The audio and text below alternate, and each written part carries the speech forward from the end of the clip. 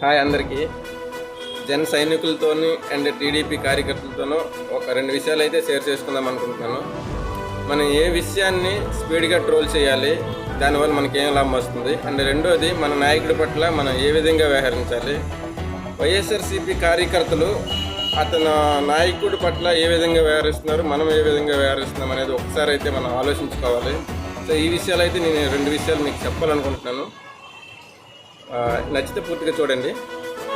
ఒకటో విషయం అయితే మనం ఏ విషయాన్ని బాగా ట్రోల్ చేస్తున్నామంటే, పవన్ కళ్యాణ్ నాలుగో పిల్లి గురించి మాట్లాడేటప్పుడు క్యాజువల్గా ఎమోషన్స్తో కూడుతున్నది. ప్రతిసారి నాలుగో పిల్లం అనేసరికి ఎక్కడి నుండి వస్తుంది, నువ్వేనేంటి జగన్ అని అంటే, సో జగన్ బొమ్మ వేసి లేడీ గెటప్ వేసి ట్రోల్ చేస్తున్నారు. సో దానివల్ల మనకు వచ్చే లాభం ఏంటలేదు.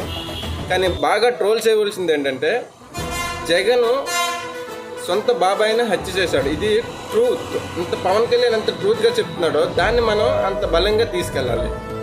అండ్ వాళ్ళ చెల్లెల్ని గోడకేసి కొట్టిన విషయాలను కూడా పవన్ కళ్యాణ్ చెప్పాడు. ఈ విషయాన్ని మనం బాగా ట్రోల్ చేస్తే, సో ప్రతి గ్రామంలో కూడా సొంత వాళ్ళని ఇలా విమర్శిస్తున్నాడంటే ఈయన సైకలాజికల్ ప్రాబ్లం ఉన్నదేమో, ఇతను కరెక్ట్ కాదనేది పల్లెటూరులో కూడా వెళ్తాయి అన్నమాట ఇలాంటి విషయాలు. సో ఈ విధంగా మనం ట్రోల్ చేస్తే బాగుంటుంది. ఒక విషయం అయితే కరెక్ట్గా మనం గట్టిగా చెప్పింది ఏంటంటే, జగన్మోహన్ రెడ్డి తప్పు చేస్తున్నా వాళ్ళ కార్యకర్తలు కానీ వాళ్ళ నాయకులు కానీ ప్రశ్నించరు.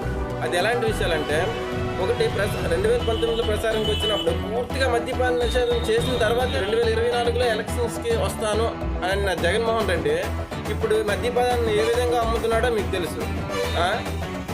ఇలాంటి విషయాలు అసలు కార్యకర్తలు కాదు కదా, నాయకులు కూడా ఎవరు అడగట్లేదు. ఒకటోది. రెండోది ఏంటంటే, వాళ్ళ ఫ్యామిలీలో కూడా సో ఏ విధంగా వ్యవహరిస్తున్నాడు జగన్మోహన్ రెడ్డి.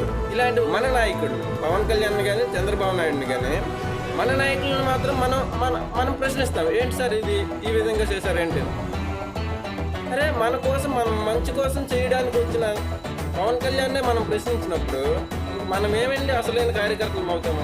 ఒకసారి మనం ఆలోచించుకోవాలి.